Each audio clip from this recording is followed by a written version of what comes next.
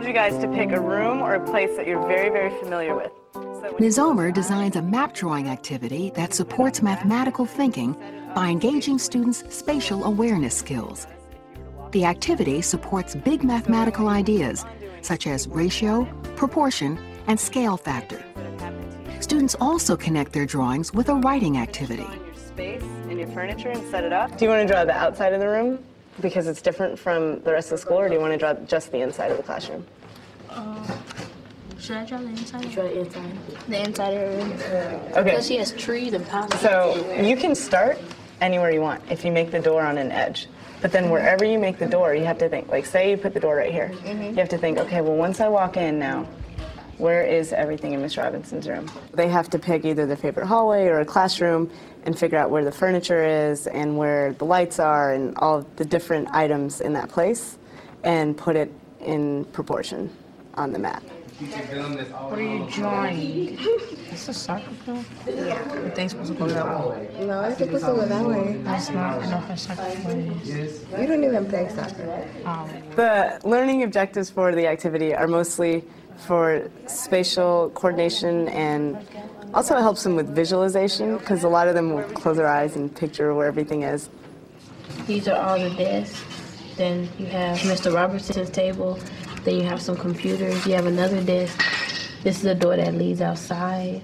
This is the storage closet. One of the hardest things as a kid when you learn graphing is, when am I ever going to need this? I mean, when is this going to happen in my daily life? And so for the kids to take this activity and see, oh, when you look at the floor plan of the school, there are people who take the time to realize that we need enough space to put this in, and we need, you know, to know where all the furniture is going to go. And so it gives them kind of a real-world connection to what they're learning in math class. What I want to do right now is stop you for a minute and think about what it is that you just drew. And if you are comfortable, share with the group what you drew and tell us why you chose to draw that section of the school.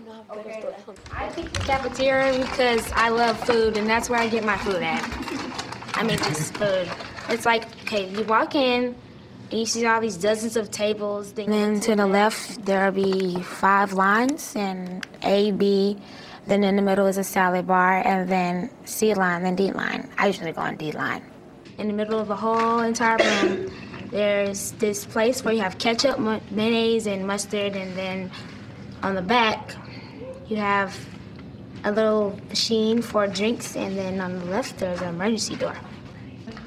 The kids get to draw, and we're sitting together in groups, and they can talk about it, and they can show each other. Also, I think the larger purpose is to have the kids be invested in what they're working on. So when you say, not only is this math, but it's math that's going to be important to you, and I want to know more about you, then they're a lot more excited about sharing. You're very, very familiar with. My favorite place is the math area because when I came here in 6th grade, there was this girl, right? And she was feeding all that, and I kept following her through the whole day. Like, wherever I go, she'll be in the math hallway, always. So, the end of the day, I followed her, and she said, "Little kid, why you keep following me?" I said, "'Cause you're fine." And she said, "Little kid, do you know I'm a teacher?" I'm like, oh, man. That's why the math area is my first part. If you're not done with your drawings, make sure that when you're walking around the school, you notice where everything is, so you can come back and add details to your drawings. Think about the memories you want to put in it, and next time we're going to finish these. Okay?